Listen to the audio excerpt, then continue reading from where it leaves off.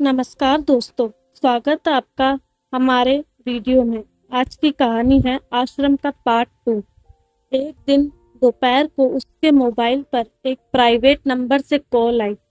पायल, मैं बाबा का खास सहयोगी बोल रहा हूँ। बाबा तुमसे भेंट करना चाहते हैं। कल दोपहर 3 बजे आश्रम आ जाना। पायल भीतर तक सिहर गई। बोली, माफ कीजिएगा, मेरी आपके बाबा और आश्रम में कोई दिलचस्पी नहीं है। तुम्हें ना सही, बाबा को तो है। और हाँ, जरा बाहर आओ, बाबा ने एक खास तोहफा तुम्हारे लिए भिजवाया है। और फिर फोन कट गया। पायल दौड़कर बाहर गई। मुख्य दरवाजे पर एक छोटा सा लिफाफा रखा था। पायल ने खोल कर देखा। उसमें एक पेनड्राइव था। उसने कांपते हाथों से उसे अपने फोन से कनेक्ट किया। उसमें एक वीडियो क्लिप थी, जिसे देखते ही पायल भय से पड़ गई। यह उसके और संजय के अतरंग पलों का वीडियो था, जो उन्होंने आश्रम वाली झोपड़ी में बिताए थे। मरता क्या नहीं करता। पायल अगले दिन दोपहर 3 बजे बाबा के आश्रम में थी। आज उसे विशेष रूप से बनी गुफा में ले जाया गया। भीतर ले जाने से पहले विशेष रूप से उसकी तलाशी ली गई और उसके कपड़े भी बदल दिए गए। मोबाइल स्विच ऑफ करके अलग रखवा दिया गया। इतना ही नहीं, उसकी घड़ी और कानों में पहने टॉप्स तक खुलवा लिए गए। बाहर से साधारण से दिखने वाली यह गुफा भीतर से किसी महल से कम नहीं थी। नीम अंधेरे में पायल ने देखा कि उसके अंदर विलासिता का हर सामान मौजूद था। आज पहली बार वह बाबा से प्रत्यक्ष मिल रही थी। बाबा का व्यक्तित्व इतना रोबीला था कि वह आंख उठाकर उसकी तरफ देख तक नहीं सकी। सम्मोहित से पायल 2 घंटे तक बाबा के हाथों की कठपुतली बनी, उसके इशारों पर नाचती रही। शाम को जब घर लौटी तो लग रहा था जैसे पूरा शरीर वॉशिंग मशीन में धोया गया हो। 2 साल तक यह सिलसिला चलता रहा। बाबा जब भी इस आश्रम में विश्राम के लिए आते, पायल को उनकी सेवा में हाजिर होना पड़ता। अपने प्रेम को राज रखने की कीमत पायल किस्तों में चुका रही थी। संजय का अब तक भी कुछ पता नहीं चला था। आश्रम में कुछ दबे स्वरों में उसे सुनाई दिया कि बाबा ने उसे अपने विदेश स्थित आश्रम में भेज दिया है। इसी बीच उसके लिए हर्ष का रिश्ता आया। पहले तो पायल ने इनकार करना चाहा, क्योंकि वह अपनी अपवित्र देह हर्ष को नहीं सौंपना चाहती थी। पर फिर मन के किसी कोने से आवाज आई कि हो सकता है यह रिश्ता तुम्हें इस त्रासदी से आजादी दिला सके।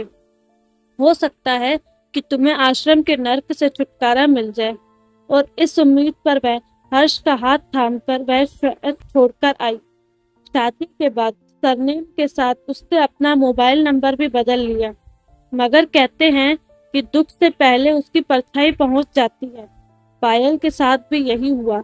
शादी के लगभग 6 महीने तो उसने डर के साए में बिताए, लेकिन आश्रम से फोन नहीं आया तो धीरे धीरे पुराने दिनों को भूलने लगी थी।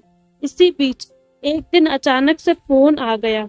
हनीमून पीरियड खत्म हो गया होगा। कल दोपहर आश्रम आ जाना, बाबा ने याद किया है। यह सुनकर पायल डर के मारे सूखे पत्ते से कांपने लगी। उसके मुंह से बोल नहीं फूटी। तुमने क्या सोचा था? शहर और फोन नंबर बदलने से तुम छिप जाओगी? अरे बाबा तो समुद्र में सुई खोजने की ताकत रखते हैं। तुम्हारी भलाई इसी में है कि तुम अपने औकात न भूलो, समझी? एक धमकी भरी चेतावनी के साथ फोन कट गया। फिर से वही पुराना सिलसिला शुरू हो गया। पायल अब बुरी तरह से कसमसाने लगी थी। वह इस दोहरी जिंदगी से आजादी चाहने लगी थी। पानी जब सिर के ऊपर से गुजरने लगा तो उसने आर पार की लड़ाई ठान ली। ज्यादा से ज्यादा क्या होगा? हर्ष मुझे छोड़ देगा, ठीक ही करेगा। मैं भी कहाँ न्याय कर पा रही हूँ उसके साथ।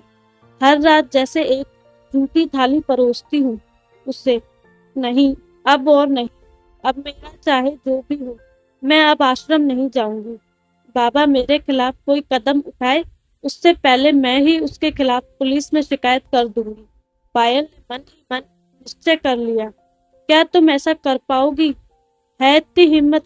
उसके मन ने उसे ललकारा। क्यों नहीं, बहुत सी महिलाएं मीटू अभियान में शामिल होकर ऐसे सफेद पोशों के नकाब उतार रही हैं। मैं भी यह हिम्मत जुटाऊंगी। पायल ने अपने आप से वादा किया। अब वह आगे की रणनीति तैयार करने की सोच ही रही थी कि किसी लड़की ने यह हिम्मत दिखा दी और बाबा और उसके आश्रम का काला सच समाज के सामने लाने का हौसला दिखा ही दिया। अरे भाई, आज खाना नहीं मिलेगा क्या? हर्ष ने कमरे में आकर कहा तो पायल पलकों के पीछे की दुनिया से वर्तमान में लौटी।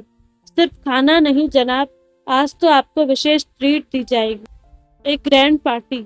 समाज को एक काले धब्बे से मुक्ति जो मिली है, कह पायल रहस्यमय ढंग से मुस्काई।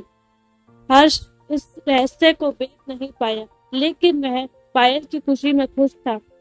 पायल मन ही मन उस अनजान लड़की को धन्यवाद देते हुए तैयार होने चल दी, जिससे उसमें फिर से जीने की ललक जगा दी थी।